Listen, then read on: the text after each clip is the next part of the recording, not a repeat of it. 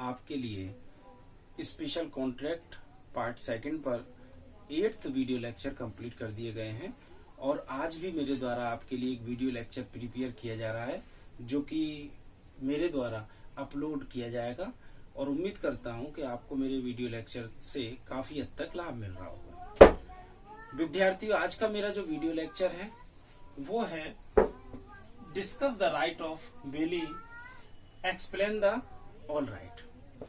इसके पहले का मेरा जो वीडियो लेक्चर था वो था discuss the right of velar, यानी उपनिदाता के अधिकार किन्हें कहते हैं, उपनिदाता के अधिकारों को समझाइए।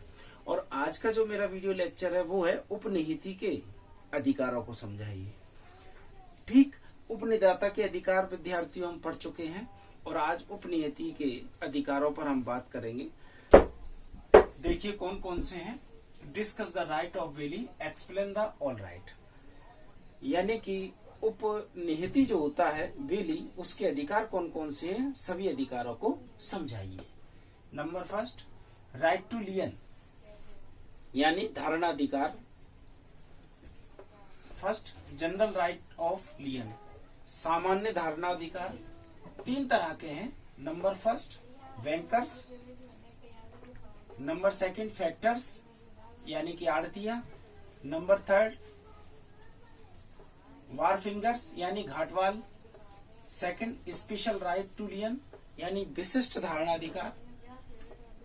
Right to sue wrong person, यानी दोषपूर्ण व्यक्ति के विरुद्ध वाद लाना। इस तरह कुल मिलाकर यहाँ 1, 2 अधिकार है। इस 1 को 2 अधिकारों में बांट दिया, 1 और 2, और ये सिंपल रहा, यानी कि 2 अधिकारों की बात यहाँ की गई है। सबसे पहले हम समझते हैं फर्स्ट को, जिसमें मेरे द्वारा बताया गया है राइट टू लियन, धारणाधिकार। लियन यानी धारणाधिकार।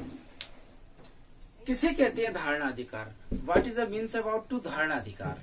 हम इसको धारणाधिकार कह रहे हैं और ये अधिकार है, यानी धारणाधिकार का अधिकार। तो धारणाधिकार किसे कहते हैं, क्या होता है धारणाधिकार? क्या आप जानते हैं या पहले पढ़ चुके हैं? मैं बताता हूं। जब कोई व्यक्ति अपने मालिक की ओर से या अपनी कंपनी की ओर से, फर्म की ओर से, एजेंसी की ओर से, यानी कि कहने का तात्पर्य यह है कि जब कोई व्यक्ति अपने मालिक की ओर से कोई कार्य करता है और कार्य करने के बाद अगर उसमें उसकी कुछ पूंजी लग जाती है एजेंट की, तो ऐसी स्थिति में वह उस लगाई हुई पूंजी को अपने मालिक से वापस मांगेगा या उसके अपने मालिक पर कुछ पैसे उधार हैं, कुछ ड्यूज हैं, तो ऐसी स्थिति में वह अपने मालिक से उन अपने उधारों को प्राप्त करने का अधिकार रखता है, लेकिन मालिक ने अभी उधार नहीं दिए। तो ध्यान रहे, जब किसी व्यक्ति द्वारा अपने मालिक के हित को ध्यान में रखते हुए कोई कार्य किया जाता है, बिजनेस व्यापार किया जाता है और उस संबंध में कोई संपत्ति या कोई वस्तु उस व्यक्ति के पास होती है, तो ऐसी स्थिति में वह व्यक्ति अपने मालिक की उस वस्तु को तब तक रोके रखने का अधिकार रखता है जब तक कि उसके सारे पेमेंट न हो जाए। हो सकता है विद्यार्थियों आपको बात समझ में ना आई हो, इसलिए मैं और क्लियर समझाता हूं। ए एक एजेंट है, ठीक, किसी एजेंसी में। उस एजेंसी का मालिक है बी। ए ने कोई कार्य बी के हित में किया।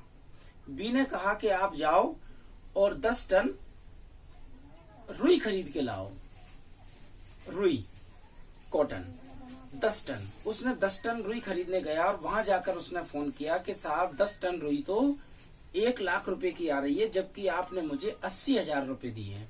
तो ऐसी स्थिति में मैं क्या करूं?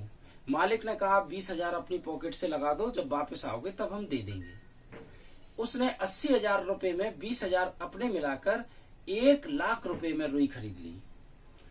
अब जब वापस आता है तो उसका यहाँ एक अधिकार बन जाता है राइट टू लियन, धारणाधिकार। धारणाधिकार बन जाता है उस समय कि वह अपने मालिक से उन 20,000 रुपयों को जो उसने अपनी पॉकेट से मिलाकर कॉटन खरीदा था वापस ले सके।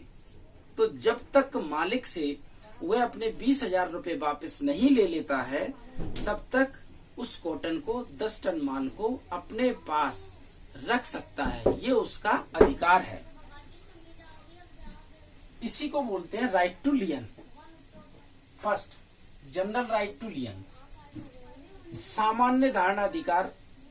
सामान्य धारणा अधिकार किसे कहते हैं? सामान्य धारणा अधिकार में 3 चीजें शामिल की गई हैं और ऐसी कई अन्य चीजें भी आती हैं। ये तो उदाहरण के तौर पर है।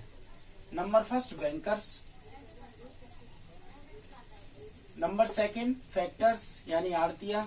नंबर थर्ड, वार फिंगर्स, घाटवाल। बैंकर्स तो आप जानते ही हैं, ठीक। फैक्टर्स यानी आड़तिया। आड़तिया से तात्पर्य वह व्यक्ति जो व्यक्ति अपनी मालिक की ओर से संपत्ति के विक्रय के लिए रखा जाता है। जैसे कि आड़तिया से संबंधित आप सबसे सरल शब्द जानते होंगे कि सब्जी मंडी में आड़तिया होते हैं, जो सब्जी बेचते हैं आड़तिया में और कुछ परसेंट उन्हें मिलता है।